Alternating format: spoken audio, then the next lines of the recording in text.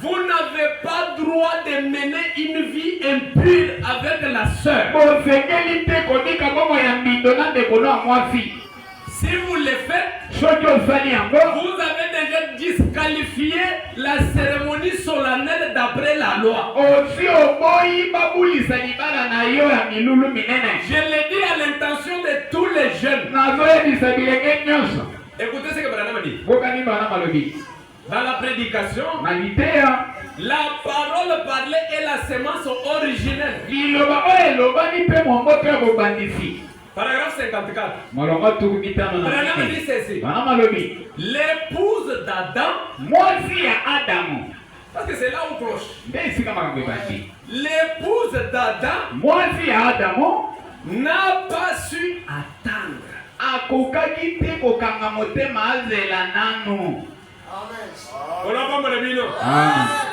Il fallait cela. Mais pressé, Yanni. Au moment où on cérémonie à l'Ibana Nayo, pour pasteur, à côté de la cérémonie, ce qu'on bigi déjà na sœur. Parce que c'est du haut de la chair. On doit prononcer librement au nom de Jésus. Je déclare mari et femme. Quand si vous trouvez des histoires et que vous n'avez pas cette liberté, ne les mariez pas. Laissez-les aller. Ils seront tous mariés, ils sont couple de notre église, mais pour la cérémonie solennelle, l'épouse d'Adam n'a pas su attendre. Dieu avait dit à Adam et à Ève, multipliez et remplissez la terre. Branham dit, c'était quelque chose qui allait venir. Mon frère, ma soeur, jeune garçon, s'est retrouvé avec la femme comme votre épouse légitime. Vous vivez comme homme et femme. C'est quelque chose qui doit venir après la cérémonie. Vous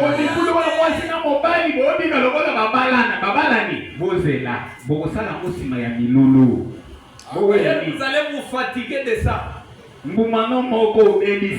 C'est Dieu qui a dit. C'est quelque chose qui allait venir. Une promesse. Branham dit, elle n'était pas encore sa femme. Amen.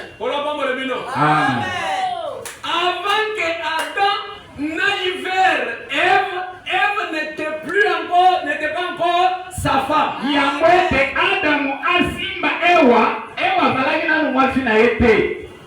Vous aussi dans la période pré-cérémoniale, tant que vous n'avez pas reçu l'autorisation de la parole de Dieu par la sentinelle, qui est le pasteur, elle n'est pas encore votre femme. Parce que Ève n'était pas encore la femme d'Adam. Parce qu'elle n'avait jamais vécu avec elle. Alors quand vous restez avec elle, vous vivez avec elle. Alors moi je dois vous dire que je vous autorise, je vous déclare d'aller vivre comme mari et femme. Elle est déjà votre femme. Prenez-la, allez vivre avec elle. Ça c'est le premier témoin. Je vais vous en lire même 4. Ils ont dans le paragraphe 55. Branham dit, allons maintenant dans le domaine spirituel. L'épouse de Christ n'est pas encore sa femme. Les soupers de noces doivent avoir lié. Que le Seigneur vous bénisse. Nous qui sommes l'épouse de Christ, nous sommes l'épouse, pas encore sa femme. Il y a Et ceux qui veulent se marier avant les noces, elle n'est pas encore votre femme. Ne vivez pas avec elle. Avec elle, à quoi sert la cérémonie? Parce qu'on va vous poser la question. Aujourd'hui, c'est chose regrettable de trouver les gens qui font la compromission de la parole. Les gens ne mettent pas les deux mariés sur la ligne de la parole. Même dans la cérémonie du mariage, les gens sautent des parties à cause de leurs incrédulités à la parole. Parce qu'avant de tout faire, on demande au mari, est-ce que connais-tu quelque chose pour laquelle ce mariage ne peut pas être légalement uni? Papa, est-ce que vous avez dit qu'à un moment qu'on a bien mis ça l'a été n'a pas L'homme doit répondre, soit je connais, on arrête, soit je ne connais pas.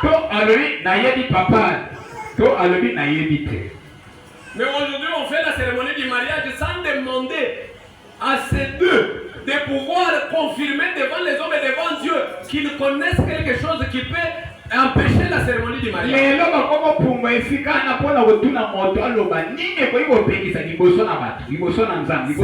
C'est dommage. Vous répondrez pour cela. Que le Seigneur vous bénisse. L'épouse de Christ n'est pas encore sa femme. Les soupers de noces doivent avoir lieu. Branham dit, vous saisissez? Est-ce que vous saisissez? Remarquez aussi. Oh, ceci c'est riche. Elle était pressée.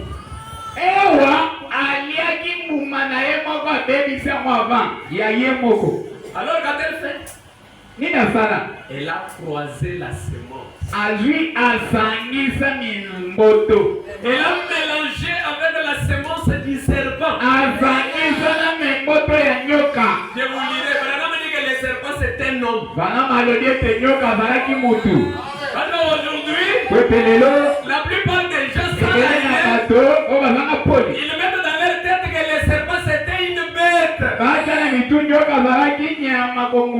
Mais jusqu'aujourd'hui, la science n'est pas encore arrivée à découvrir l'existence de ce qu'on appelle les serpents. Là, c'était quoi?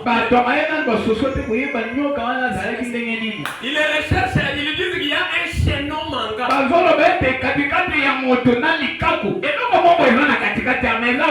Dieu avait supprimé l'existence de cet être-là. C'était un homme.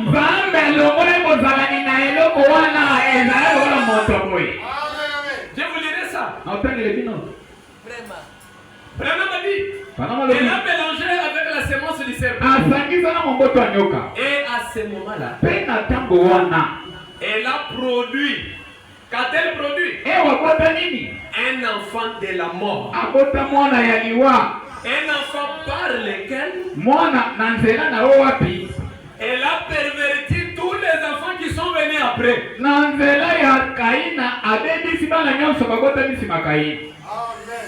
C'est-à-dire, comment il y a sexe. Le rôle de l'union sur le Sengeli Koya, donc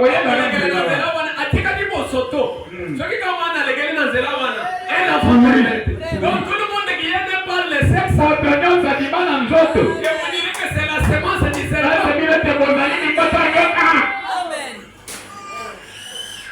Est-ce que vous voyez ça? Vous pouvez voir que vous êtes la semence du serpent. Mais si vous n'êtes pas la semence du serpent, pourquoi vous êtes perverti? Parce que c'est le message qui dit que non, toute personne qui est venue par le sexe est pervertie. C'est pour cela qu'il nous faut, Jésus avait dit, vous devez naître de nouveau.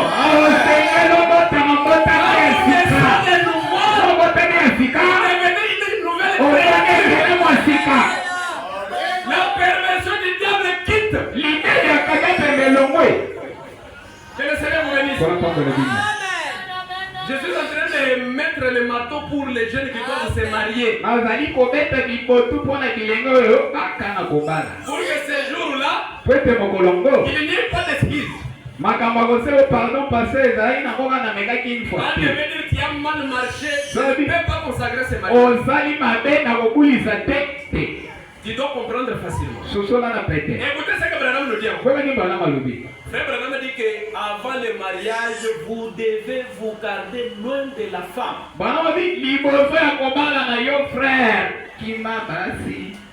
D'ailleurs, il a exploité ça quand il nous expliquait sur une question qui lui avait été posée. Est-ce qu'un frère et une soeur peuvent-ils s'embrasser? Est-ce que frère, na sœur, c'est à partir de la réponse à cette question que Branham a glissé que vous devez vous préserver contre la femme jusqu'au mariage pour ceux qui veulent se marier.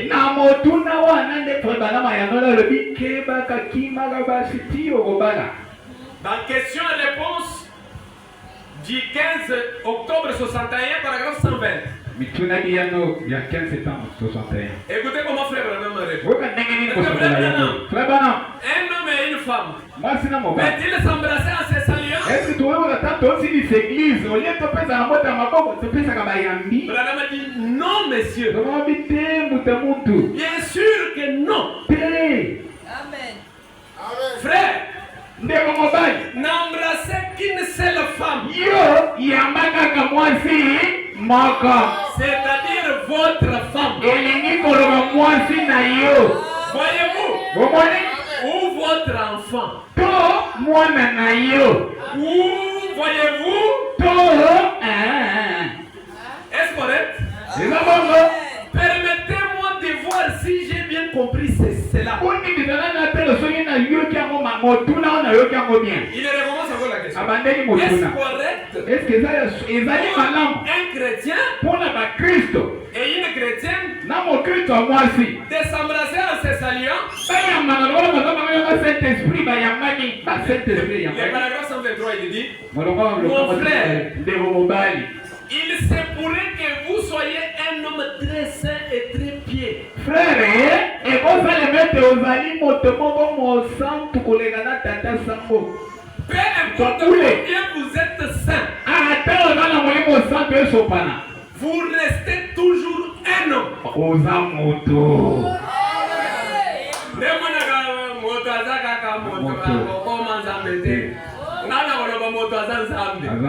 Mais pour nous autres, c'est une chair de faiblesse. Frère, quand nous disons que l'homme est tombé là, ce n'est pas l'homme spirituel. L'homme qui était tombé, c'est le deuxième homme. C'est que l'homme spirituel ne peut pas tomber. Vous savez pourquoi le serpent est allé chez Ève? C'est parce qu'il a trouvé que chez Adam, Adam était Dieu. Alléluia. Dieu ne peut pas être séduit. Dieu ne peut pas dire des mensonges. Dieu ne peut pas tromper. Il ne peut pas tomber. Il est infaillible. Quand vous recevez Dieu, vous êtes un homme et il n'est pas. Même dans votre famille, vous serez un Dieu de la famille. Même dans des problèmes dans la famille, la personne de référence, ça sera toi. Pourquoi? Ce qui est en toi est plus grand que ce qui est dans le monde. Alléluia. Que le Seigneur vous bénisse. Mon frère, même si vous êtes saint, vous restez toujours homme. Et peu importe combien elle est sainte, même si elle donne des prophéties mercredi, vendredi, dimanche, même si quand elle apporte son rêve, c'est toujours spirituel, elle est un homme. Que Dieu vous bénisse. Amen. Elle reste toujours une femme. azali kaka mwasi. Branham a dit, Branham alobi éloignez-vous-en jusqu'à votre mariage. kimaka ye kino okobala. Voilà Branham. Les jeunes peuvent me dire, ça veut dire, hein? Quoi? So babi kimaka elingo lo bani pasteur. Kimaka tabanda mangu, to sala ka futi. So na moni ye. Branham me dit, juste votre mariage. Le mariage c'est dans la maison de Dieu. Kino na libana wapi? Ah. C'est lorsque le pasteur vous déclarera mari et femme. Et avant ça, même si vous êtes saint, elle est sainte, fouillez-la. Pas de baiser.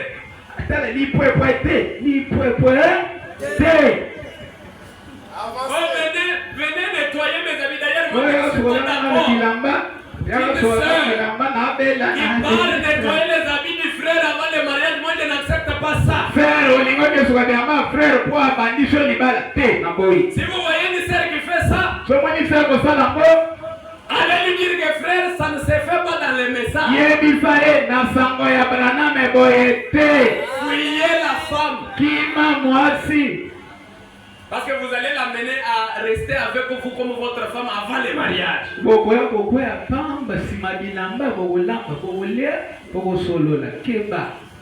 Branham dit au paragraphe 121, non messieurs, bien sûr que non. Ne vous mettez pas à faire cela. Oui monsieur, non monsieur. Éloignez-vous des femmes, fouillez-les, c'est tout à fait vrai.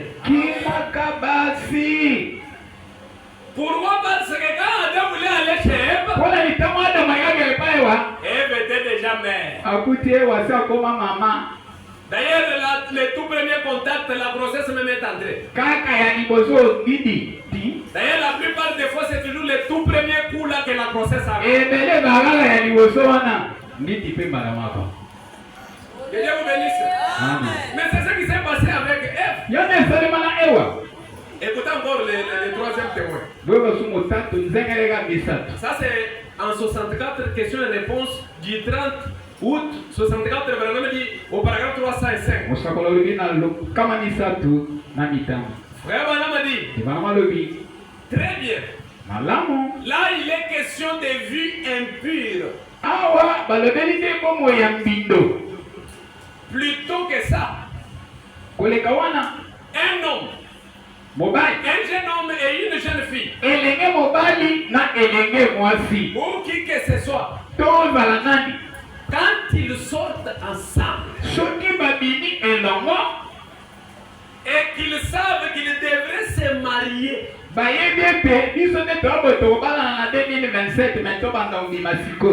cette écriture vous donne la possibilité de sortir avec la jeune soeur avec laquelle vous allez prendre un mariage.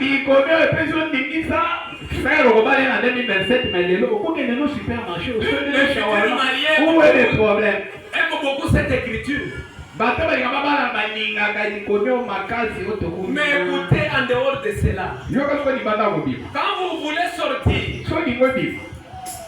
ensemble, Frère Branham dit qu'ils savent qu'ils devraient se marier et qu'ils aillent de l'avant et qu'ils se marient. Branham a dit, je pense que vous comprenez ce que je vais dire. N'est-ce pas? Voyez, ne menez pas une vie impure. Quand vous sortez là, c'est une soeur que vous allez prendre en mariage. Ne menez pas une vie impure là. Car ce n'est pas bien. Voyez, c'est votre soeur. Dans un sens.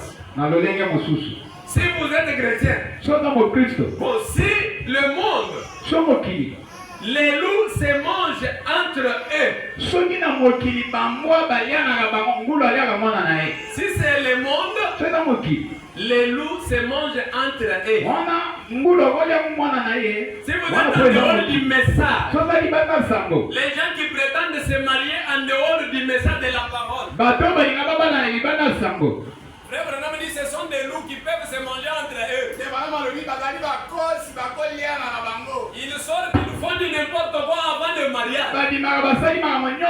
Mais nous les agneaux, d'un sens c'est avec qui vous sortez, c'est votre soeur. Ne menez pas une vie impure. Branham a dit, mais cette jeune fille avec laquelle vous sortez, c'est aussi votre soeur. Ce sera la mère de vos enfants. Les enfants qui viendront. Ne menez pas une vie impure avec elle. Montrez que vous êtes un vrai gentleman chrétien. Menez la vie qu'un gentleman chrétien doit mener. Mais si vous sortez avec cette soeur qui n'est pas encore venue ici à la consécration, vous menez la vie d'impureté. Qu'est-ce que les pasteurs vont faire?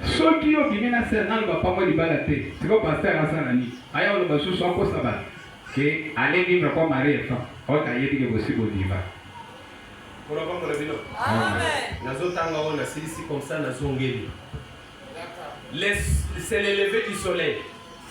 Là, c'est là où les pasteurs se trouvent. C'est pour respecter les noms de Jésus que Jésus était venu manifester. Les noms de notre Dieu. 182, le prophète dit, le salut s'opère uniquement par le nom de Jésus-Christ. Amen.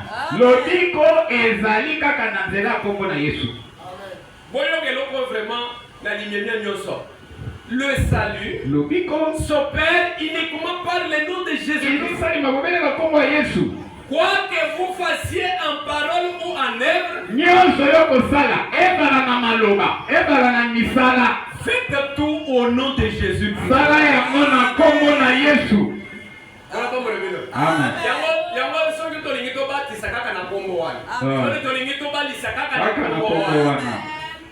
Que Dieu vous bénisse. Écoutez là où nous sommes. Quoi que vous fassiez en parole tout comme en œuvre, faites tout au nom de Jésus-Christ. Il n'y a aucun autre nom, aucune église, aucune hiérarchie, aucun titre, ni rien d'autre. Pourtant, il est la rose de Saron. Il est l'hélice de la vallée. Il est l'étoile brillante du matin. Il est l'alpha et l'oméga. Est-ce que vous êtes ensemble? Notre Dieu est tout ça. Mais on nous appelle pour les seuls noms. On va dire si vous voulez faire quelque chose, faites-le au nom du lys de la vallée. Non. On parlait dans le nom de la rose de Saron. Non. Que Dieu vous bénisse. Faites tout au nom de Jésus. Et pourtant, il est la rose de Saron. Il est l'hélice de la vallée. Il est l'étoile du matin. Il est l'alpha et l'oméga. Il est le commencement et la fin. Il est Jéhovah Jireh. Il est Jéhovah Rapha. Il est Jéhovah Manasseh. C'est ça que Branham a dit. Tout ça, il est toutes ces choses. Mais pourtant, il n'y a aucun salut dans aucun de ces titres. Que Dieu vous bénisse. Jéhovah, aucun salut. Rose de salut, aucun salut. C'est ce qu'il est. Aucun salut. Père, Fils et Saint-Esprit. Aucun salut. Uniquement le nom de Jésus.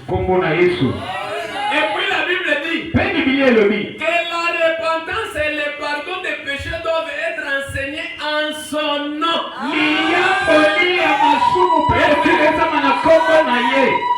En commençant par Jérusalem jusqu'aux extrémités de la terre. La repentance et le pardon des péchés doivent être enseignés toujours en son nom. Que Dieu vous bénisse. Pensez-vous que ça change quelque chose? Sikoyo bayebisinga kana sala nyonso na kombo na Yesu. Na rose de Saron te nini te boy. Sikoyo esika bala mazali ko pesa biso azopekisa biso ke bino batei bokeba. Ceux qui n'ont pas de compromission, j'ai aussi besoin d'aller au ciel. Mais Branham dit dans la prédication l'âge de l'église d'Éphèse. Paragraphe 128. Pour garder le nom de Jésus-Christ au-dessus de toute église. Pour garder.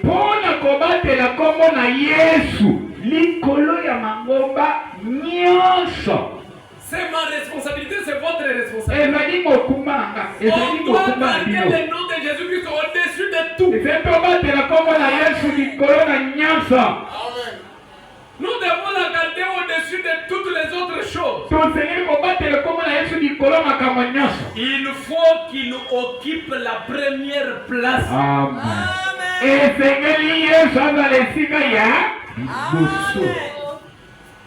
Il faut qu'il occupe la première place. La Bible dit quoi que vous fassiez. En parole. En œuvre. Faites tout au nom de Jésus-Christ. Est-ce vrai?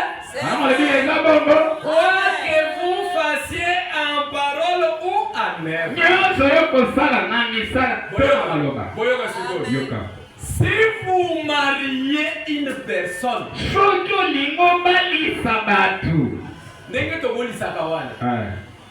vous mariez une personne,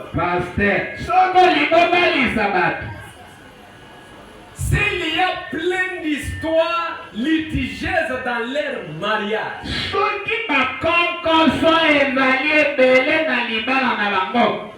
ne le mariez pas du tout.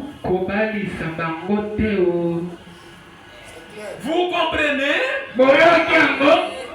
Si vous ne pouvez pas librement dire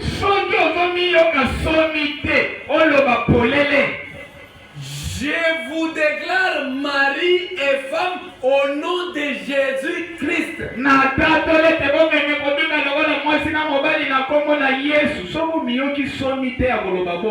laissez-les aller.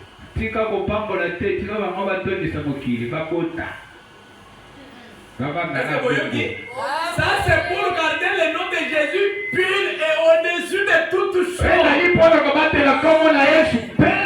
Le frère qui n'a pas respecté la loi telle que Branham dit qu'avant le mariage ne menait pas la vie impure, je ne serai jamais libre de vous déclarer au nom de Jésus, je vous déclare mari et femme ici. Frère,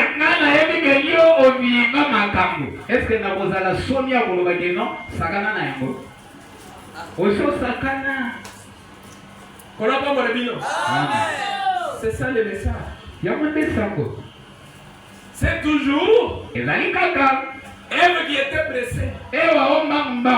Dieu a donné la commission. Zama pese tinda. Mais il fallait attendre. Mais elle est allée vite en besogne. Alors au moment où il fallait que son mari aille vers elle,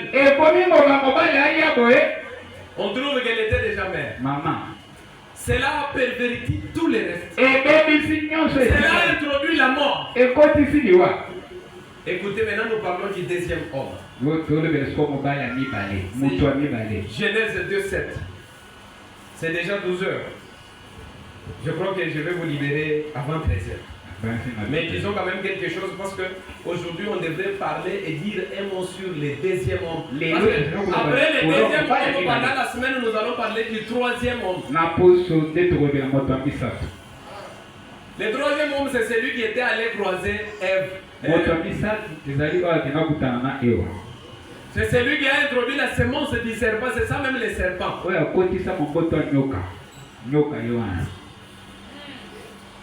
Branham parle dans la prédication la cruauté du péché et la peine que cela a coûté pour nous délivrer nos vies du péché.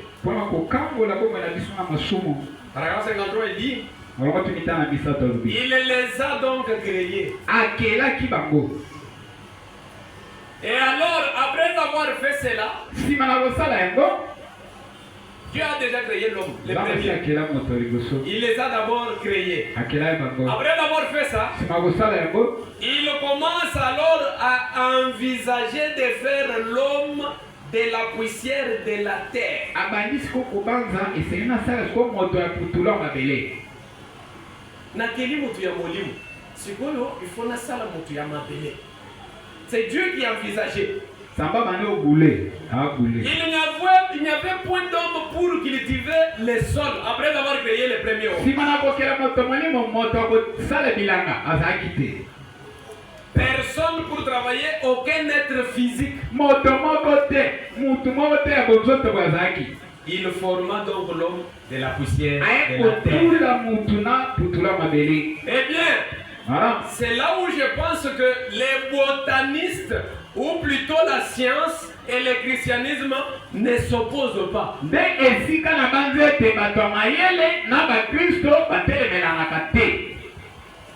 En effet, la science dit que l'homme vient d'une vie différente.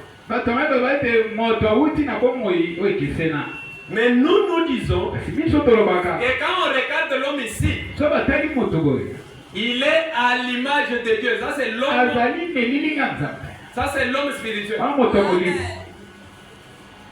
Ah ouais, on est aussi un tableau. Effacez-nous ce qui est au tableau. Les grès de l'écodime, parvenez-nous ça.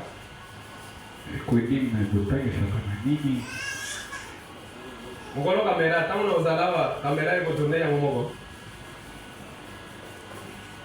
effacez l'enfer et le ciel. Et la terre, enlevez ça.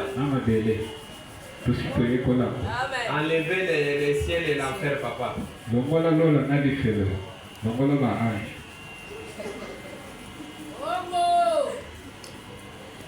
Que le Seigneur vous bénisse. J'écris ici. Ça c'est le premier homme. Esprit. Je ne suis pas un bon dessinateur. Il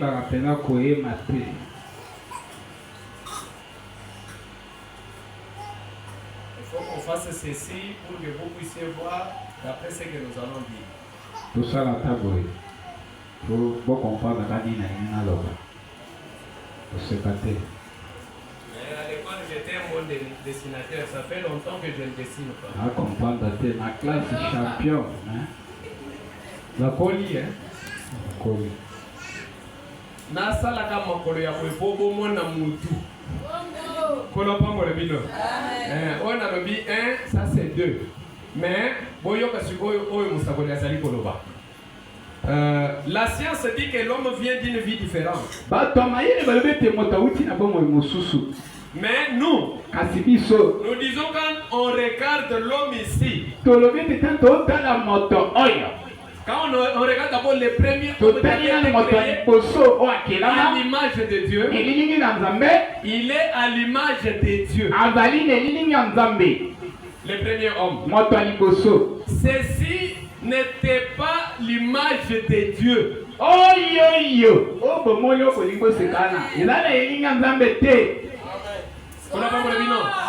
Vous là, tel que vous êtes là, vous n'êtes pas à l'image de Dieu. Je peux lire même à partir d'ici déjà les dessins là. Je vais vous pointer. Parce que là-bas il y a trop de lumière. Les premiers hommes, quand nous les regardons, différemment de la science, cet homme-là est à l'image de Dieu.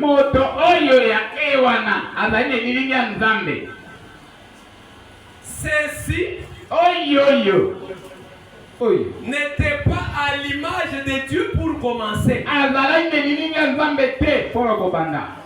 Ceci était à l'image de l'animal. Forme ozana forme ya nyama. Kuna pa mwana yo. Kuna ndengo dandina kawana. Lelo tomona basi balati jipa mikuse azodandine ayebite ka forme na yo neza ya bonyama. Azomona lokola kokali na nzambe. Est-ce que ya kokali na nzambe na nzambe? Soko yebaka oyo nanyo kokana na ye. Olinga yo dandine. No regrete mo tamola wala robo. On n'a pas mon ami, non. Cet homme-là n'est pas à l'image de Dieu. Il est à l'image de l'animal. Les évolutionnistes soutiennent que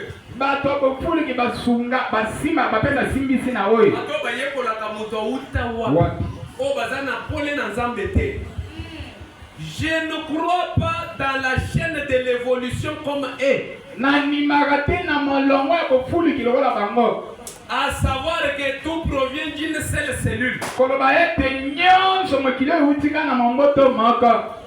Mais je crois que nous évoluons. Certainement l'évolution d'un homme à partir d'un autre.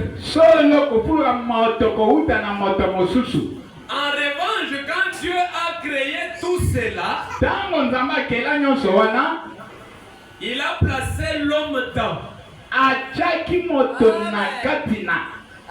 Il a formé l'homme de la poussière de la terre.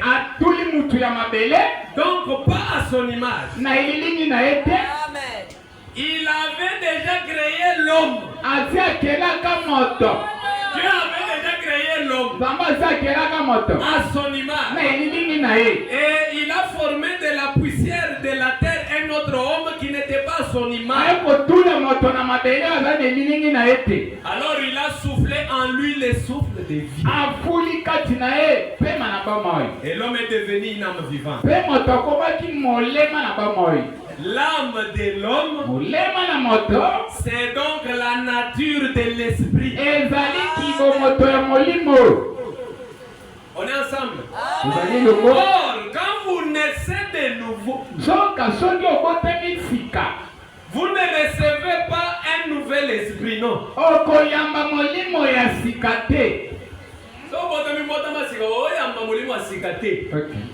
Mais vous recevez une nouvelle nature du même esprit.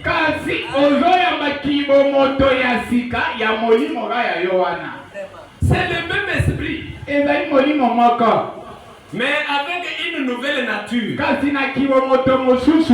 Prenez des hommes. Mettez-les debout là ensemble. Tous les deux ont la même apparence. Mais l'un d'eux est un pécheur. Et un autre un chrétien. C'est-à-dire que chaque homme donc démontre la nature de son esprit.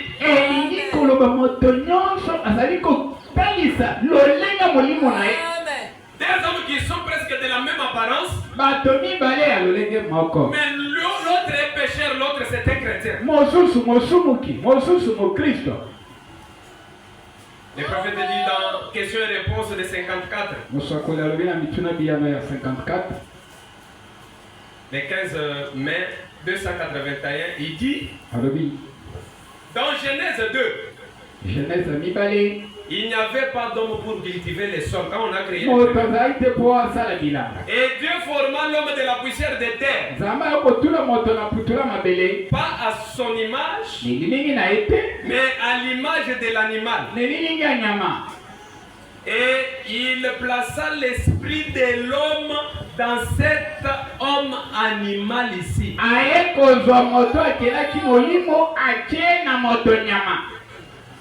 On est homme animal dans ce corps. Dieu a pris son esprit. Il a mis dans l'homme animal que je suis et que vous êtes.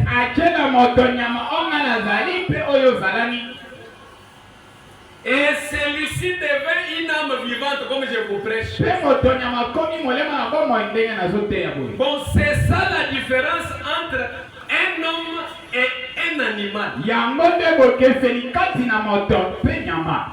L'animal ne fabrique pas d'automobile. Il y a une différence. L'homme est formé à l'image animal. C'est un homme animal. Mais il y a une différence entre l'animal et l'homme. La différence est que dans l'homme il y a une âme, mais dans l'animal il n'y a pas d'âme. Et Et l'âme qui est dans l'homme là, c'est Dieu qui peut créer. C'est pour cela que vous voyez aujourd'hui, l'homme animal peut créer des automobiles. Il fait des avions. Il fait des astronautes. Pourquoi? Parce que c'est lui qui est en lui. C'est un être éternel, un créateur. Votre âme, c'est la divinité. Il faut comprendre les langages. Même quand Jésus disait, vous êtes des dieux, mais vous mourrez comme des hommes. L'animal ne fabrique pas d'automobile. Il ne fait pas des choses de ce genre. Il n'améliore même pas sa condition de vie. C'est un animal. L'animal, c'est une brute muette. Amen. Qui n'a pas d'âme. L'animal ne peut ni lire ni écrire. Il ne peut converser. Il ne peut parler. C'est une brute muette. Dans la chair. Comme la chair d'un homme. L'homme est comme une brute. Mais il a en lui une âme venant de Dieu qui le rend immortel. Ce qui rend l'homme immortel, c'est l'âme qui vient de Dieu. Et l'homme peut inventer. Regardez ce dont il est capable. Il est presque égal à Dieu. Parce qu'il est un fils de Dieu. Vous êtes un fils et une fille de Dieu. Parce que l'âme qui est en vous vient de Dieu. Il est extraordinaire même dans sa condition déchue.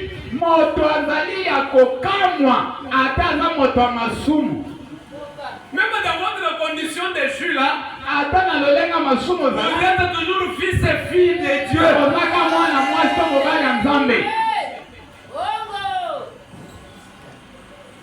Mais écoutez maintenant. Quand Dieu a pris cet homme, il l'a mis dans l'homme mabélé. À la création originelle, si vous voyez bien, dans Genèse 1:26, Dieu créa l'homme à son image. Il les créa hommes et femmes. Dieu savait qu'il y aura un homme et une femme. C'est pour cela, en créant, il a d'abord créé les deux esprits. Parce qu'il savait que l'esprit de la femme sera avec la femme et l'homme restera avec l'esprit de l'homme. Je vais vous lire ça. Mais écoutez d'abord ce que Frère va dire. Toujours dans la même prédication, paragraphe 48. Et alors Dieu prit de son côté une partie de lui.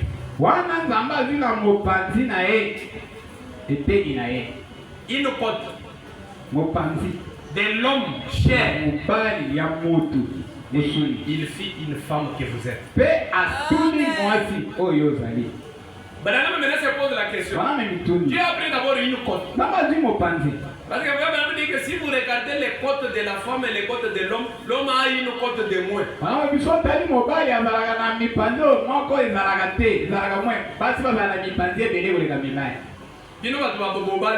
Donc voilà, vous avez un privilège à vous aller mibale. Tanga na ba côte na yo tanga pe ya mobile. Le ba peut-être à la musunye belé, mususu tanga magana. Mais ce que vous avez ba miyo to lokola biso.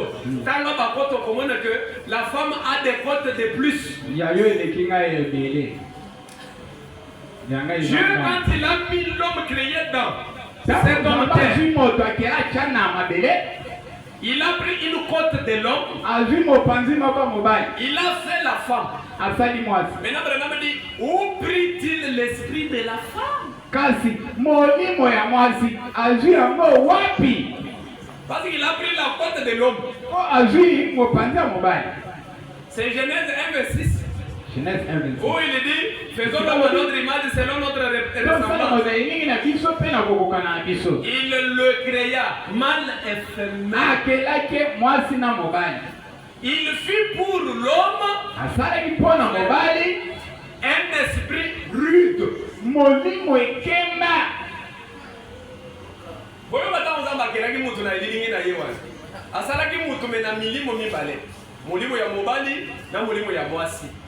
Sikoyo mulimo ya mobali ezalaki ndenge ni un esprit rude. Ekemba. Que Dieu bénisse. Amen. Il fit l'esprit féminin tendre. Ayo sala mulimo mwasi ya bopete. Yamanda mwana basa daga. Ande basa daga. Soko kuti mobali. Soko mi mobali akomi. Mama, ça ne va pas. Mobali marche. L'esprit de l'homme c'est l'esprit d'Abozu. Mulimo mobali ezali ejo. Ah, ok, ça va. Mais vous trouvez un homme mobile, il s'embrasse. Bonjour. Ça ne va pas. Comment vous donnez un nom aujourd'hui, un PD? C'est-à-dire qu'il y a un ça ne va pas dans toi. Parce que quand Dieu a créé au commencement, l'esprit de l'homme était rude. L'esprit de la femme, un esprit tendre. Là, est-ce que maman vous a la tendresse? Solo ma vérité, ma maman est-ce que vous avez la tendresse? Parce que la tendresse, c'est la vertu de l'esprit de la femme que quand l'homme devient troublé, quand l'homme est fatigué, ou bien quand l'homme est en colère, avec votre tendresse, vous pouvez les ramener. Est-ce que vous êtes tendre? Est-ce que vous attendez? Vous trouvez une femme à la maison nue?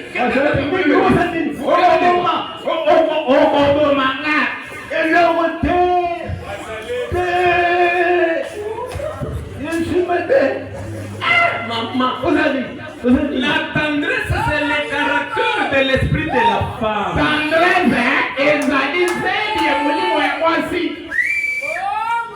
Que le Seigneur vous bénisse. C'est William Branham qui vous positionne. Il fit l'esprit de la femme tendre, humble. L'humilité, c'est les caractéristiques de l'esprit féminin. Pourquoi tu es parti? Pourquoi vous me demandez? L'esprit de la femme, c'est l'esprit de l'humilité. D'ailleurs, il fallait qu'on puisse enseigner l'humilité au monde entier avec vous. Si les gens ont besoin d'écouter un sermon sur l'humilité, on appelle ça une sœur. Vous voulez savoir ce que c'est l'humilité? Sœur Virginie, bien. Regardez seulement. Bonjour. Et comment vous allez? Ma chérie, viens. Oui, mon chéri. Est-ce que tu as préparé? Oui, j'ai déjà tout. Les gens qui seront là vont dire, oh, voilà l'humilité. Sœur Virginie, oui. Venez. Je veux venir que je termine d'abord ce que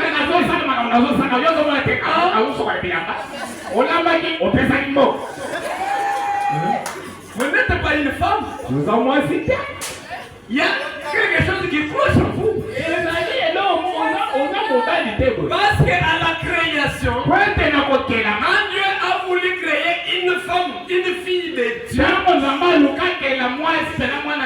Il a dit la fille de Dieu aura un esprit tendre et humble et délicat.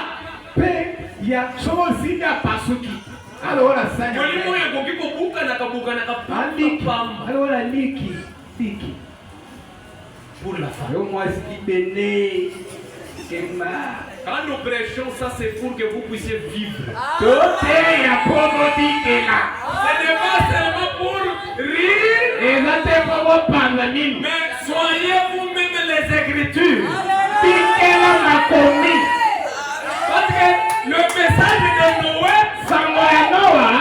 avait sauvé Explique ça. une catégorie de personnes. Bato moko. Le même message, Kaka sango moko. ça vous dit. Ebimisa basusu na mai. L'eau qui a sauvé, l'eau aussi a tué. Mai oyo enanisa Noah likolo eboma bato mosusu. Le même message, Sango ka oyo. les livres Oyo. bénis Ezali kokangola. et condamnent. Pe ezali kokwei. Si vous ne vivez pas ça, So bikela ngote. il y aura une question à la fin. Motune kozala na Au suka. jour du jugement, Mokola lisambisi. pourquoi n'avais-tu pas vécu Pona ça? nini obikelaki yango te? On va vous mettre les films et regarder le passé. Banokelo tala. Tala makambo banosa. Qu'est-ce qu'il dit? Alobi passé olobi. Parce que toute la vie que vous menez, Komo nyonso ozobikoyo. Dieu a une carte, il a enregistré Rama ça. aza na carte mémoire ya 1 million de giga. C'est ça que Bernard m'a dit. Yango bana malobi. Tout ce que vous faites Nyonso yo osalaka. est enregistré. Bafininga enregistrement. Musabiezaka ko enregistrement. Nyonso. Quand vous boudez là, on enregistre. Nani ozosala ya bigela yango. Bango enregistré. Que Dieu me bénisse. Amen. Je vous ai dit que l'attitude Lebila te zeki. peut amener la malédiction tout comme la bénédiction. Et comme meloni elakeli mabe. Pe comme melo ni pamboli. Mais écoutez maintenant au paragraphe 49. Ngoka bana na molongo Et tini na quand likwa. vous voyez une femme agir comme un homme, Soki omoni na be na yo mwasi azosala makambo lokola yaya. voyez-vous, Omoni elle est sortie de sa position du commencement. abimi na molongo na ye ya bobandisi. Voyez, Omoni je pense que c'est une honte que les femmes aient perdu leur délicatesse. na bande bezali soni komona basi kobungisa nzembi na bango malamu. Leur place de femme, Kobungisa esika na bango kibo mwasi. c'est une disgrâce. Ezali ngolo ekweya. Je vous l'ai dit, c'est une honte. Nazoyebisa bino polele asoni. Vous savez, Oyebi je vais dire ceci. naloba boye. Bon, je ne parle pas de vous, femmes qui êtes ici. Te nalobi te ke yo te yo serte yo za Vous sera êtes message sœurs, vous yo ne faites pas ça. yo Vous, zambo vous êtes des sœurs tendres. vous Vous êtes des sœurs délicates. ah on vous aime Vous êtes féminins. Ils Mais vous en les parlent. femmes dont Branham parle ici, basio wana malobela ce sont des femmes qui ne vivent pas ça. ezali basio babika lokola yo Vous devez vivre ça et vous vivez. elobika bika Branham dit ce n'est pas les femmes qui sont ici pour lesquelles je parle. nalobela basio bazawa te Mais bien sûr, si ça blesse, kasi nayebi te soki ezokisi yo ça blesse. ezokisa yo bongo. S'il arrive que tu te retrouves dans une des catégories de ce que Branham a dit, si ça blesse, ça blesse. Bana malobi soki te nalobela bino te mais soki esali ke mwa gilete ezalaka gilete Mais écoutez, kasi yoka permettez-moi de vous demander quelque chose. zela natuna bino mwa likambo Est-ce que vous voulez que Branham vous demande? oyekana natuna Les femmes étaient d'habitude si féminines que lorsqu'un homme se mettait à leur parler, elles rougissaient. kaka bana malobi mpona nini kala ezalaki soki mobali osolola na mwasi alia manzaka akanisi misu teli elongi ekomi rouge akomi Branham azoloba basi oyo biso toyebi na ntango na kala soki mobali ali kolobela ye azokoma motane kosa mabele epasuka akota dila nde eloko Branham alobi vous voulez que je vous demande quelque chose? soki natuna bino mwa likambo nalobela bino te me natuna bino kaka Les femmes étaient d'habitude si féminines, basi bazali mpenza po mwasi mpenza ko si féminines que lorsqu'un homme se mettait à leur parler, soki mobali abandi olobele boye elles rougissaient. azongala azotela oui De toute façon, solo qu'est-ce qu'un rougir? kasi ko kosala wana kotela miso wana ezali nini? Il y a si longtemps que je n'ai plus vu cela. Ensi eleka namonaka ngo susu te ke balobela mwasi alenga boye eza supe. Quand j'ai habité depuis que je suis venu au monde, je ne sais pas si j'ai déjà vu une femme, quand on parle, elle rougit. Passer pe alobi. Mais j'ai quand même certains témoignages. Banda na yana mokibo na ebite ke balobela mwasi na moni pe mwasi azosa we. Allez, bon, avril de nana monate. Passer là alobi. J'ai quelques témoignages. Mais maintenant, tu dis ici, je n'ai plus vu ça. Si bien que je ne saurais même pas ce que c'est rougir.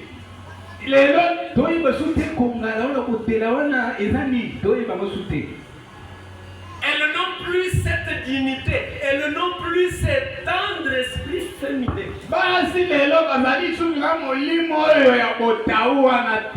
Elles s'habillent comme les hommes.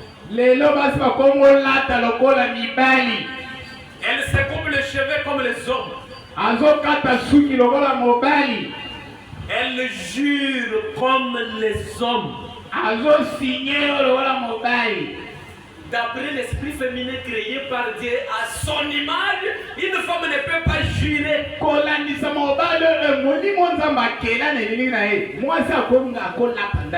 Mais aujourd'hui, les femmes jurent.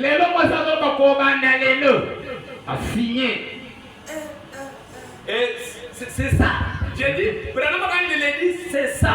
Aujourd'hui, les femmes ne sont plus féminines, elles sont masculines. Elles jurent comme les hommes. Elles votent comme les hommes. Normalement, les femmes ne devraient pas voter. De par leur esprit. Même aux États-Unis, les femmes ne votent pas. C'est avec le mauvais président que Branham appelle Kennedy. Qui est typifié comme Akab de la Bible, le mauvais roi. Il a introduit le vote de la femme et depuis là, tout est dérangé.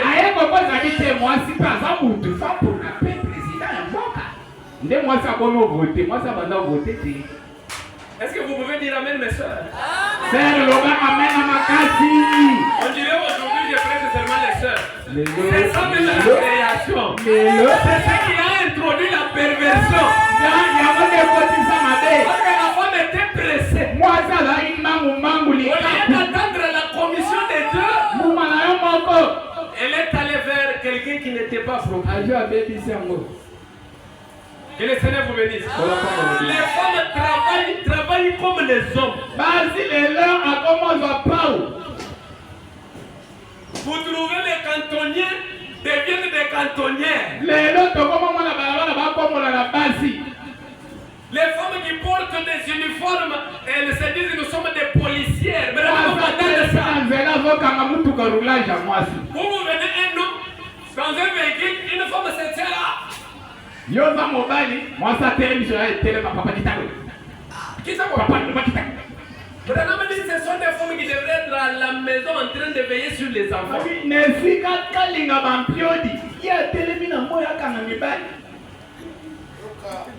D'ailleurs, vous lui dites j'ai tous les documents. Il dit je t'arrête. Qui est là? Une femme. Moi aussi. C'est la perversion. Moi aussi c'est ça. Frère Branham dit, elles deviennent rudes, dures. Oh là là, cela montre où vous en êtes arrivés.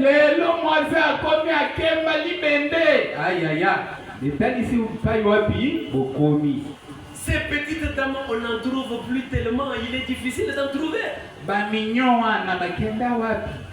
C'est la vérité.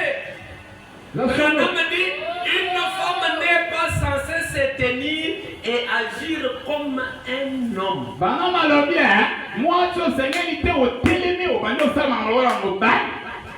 Grande, robuste, car elle est délicate. Pour moi, si C'est ainsi que Dieu l'a créé. Je peux l'éprouver par les Écritures. Écoutez. Dieu savait donc qu'il y aurait des femmes quand il a créé l'esprit de la femme.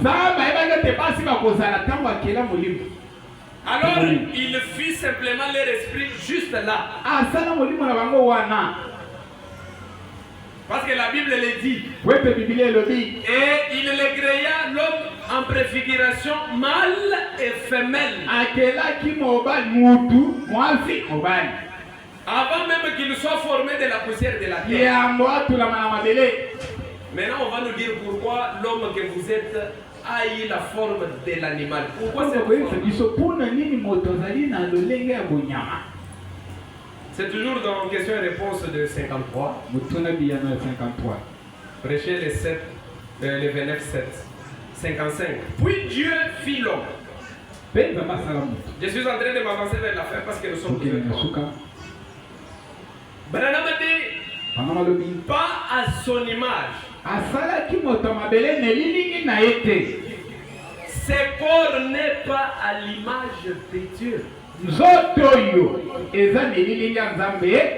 Ses corps est à l'image des bêtes.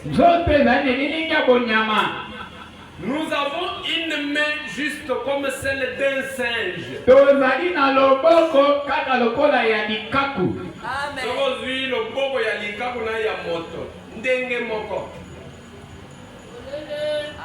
Nous avons un pied comme celui d'un ours.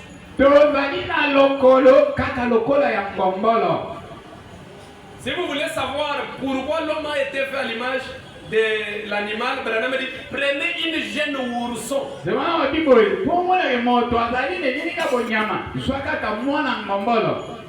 Dépouillez-les, enlevez-lui la peau. Placez-les en position debout à côté d'une petite fille.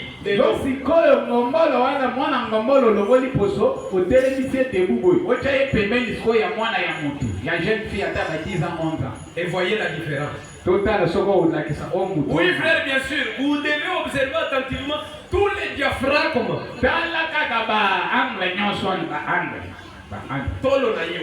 La constitution c'est presque pareil. La forme que cela a et tout le reste c'est tout à fait pareil. C'est à l'image des animaux parce qu'il a été fait en quelque sorte dans l'ordre des animaux. Étant donné qu'il devait diriger les animaux. Il fallait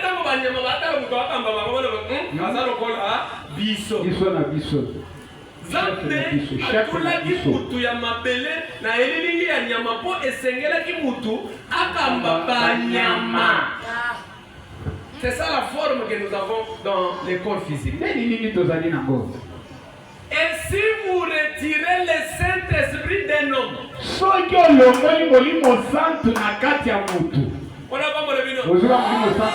si vous retirez le Saint-Esprit d'un homme,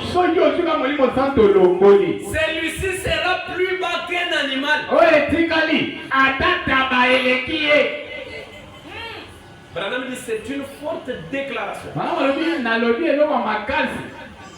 Mais prenez un homme non régénéré dans son esprit.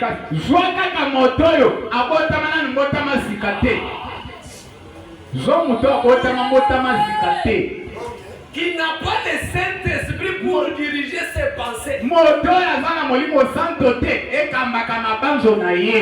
Un homme comme ça arracherait un bébé des bras de sa maman et violerait celui-ci.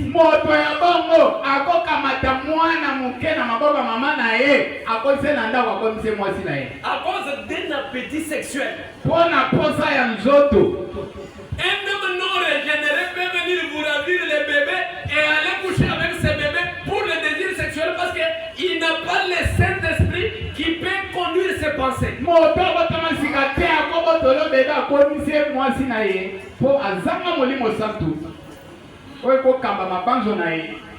Et Branham dit, regardez une mauvaise femme.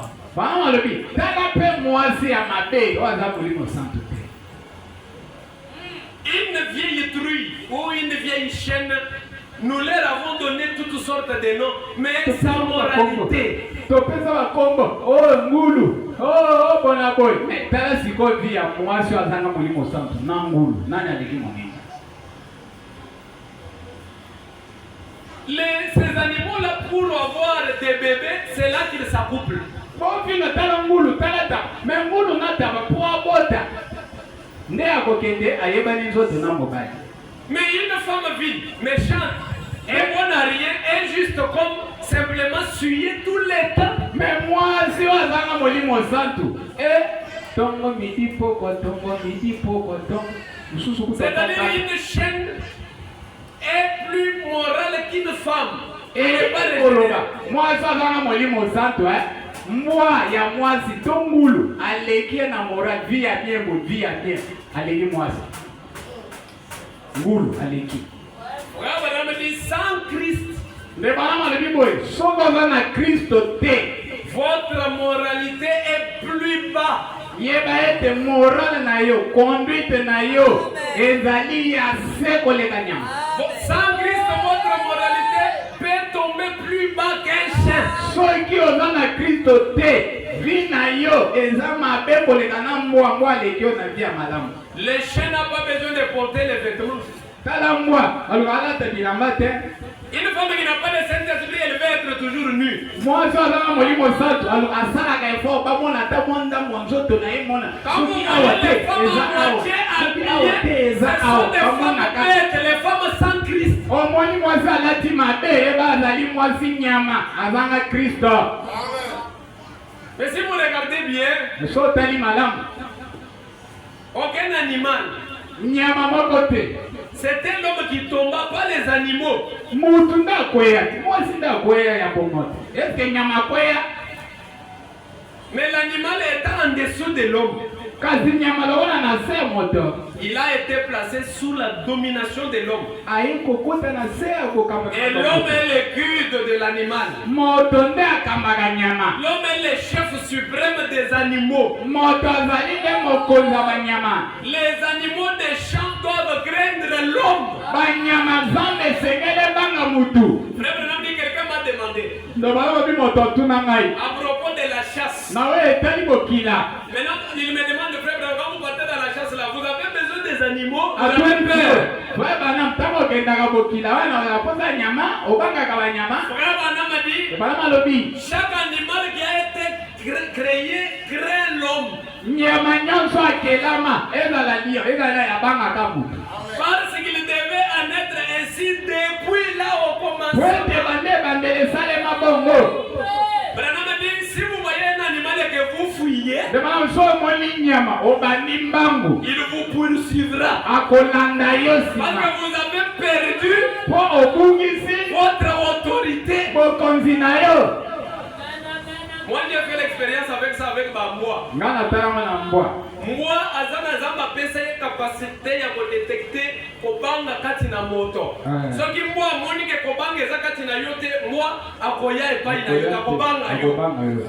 Mais soki kaka on dégager kobanga, okomona moi azoya mbango, soko okei akoswa yo. Zamba pesa ye zolo na koloka solo ya kobanga. Sala moto, kende sans peur, akosala yo kim. Omana ka komiso camarade. Nso bangi ya yoga solo. Ya yoga solo kobanga. Kobanga eza. C'est ce que les prophètes disent. Ande mosoko na lobi. C'est exactement ça. Ezali bongo. C'est là que vous comprendrez. Dès sika boko sosola.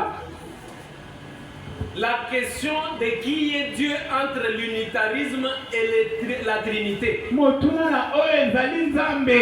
Na we tani batu bolobaka banzambe ba misato na basuko lo nzamba azali bobele mako. Quand Dieu s'abaissa, tango nzamba mikitisa, il se dévoila amikalisa polele jusqu'à descendre vers l'homme. Kina kite pas moto.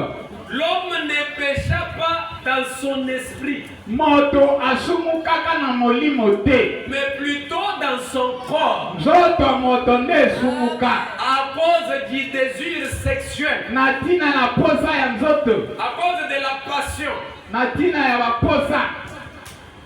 Alors quand il pécha, tango asumuki, il se sépara de son créateur. Il se sépara. Alors Dieu, le Logos, son créateur, descendu. Et il a été fait à l'image de l'homme pour racheter l'homme.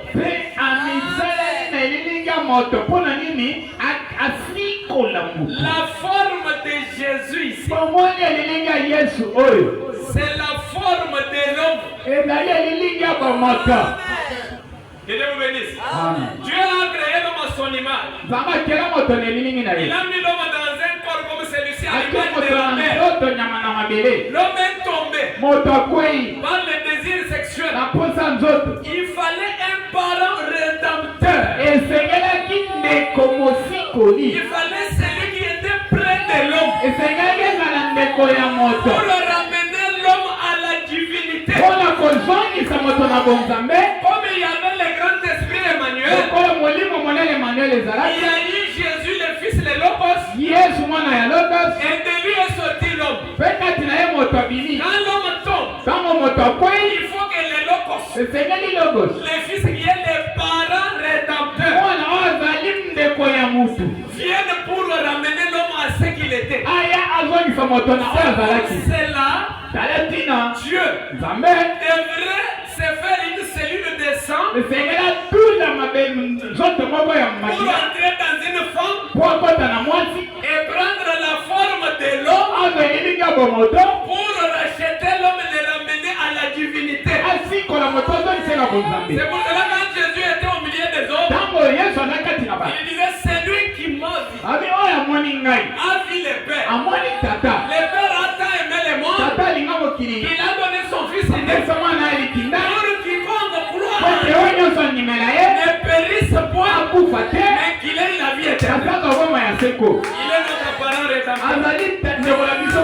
Il est rentré en ce temps de la fin, conformément aux Écritures, dans un homme, pour ramener l'homme à la foi apostolique.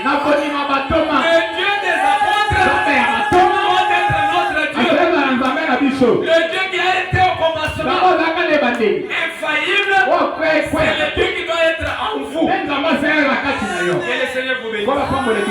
Mettons-nous debout.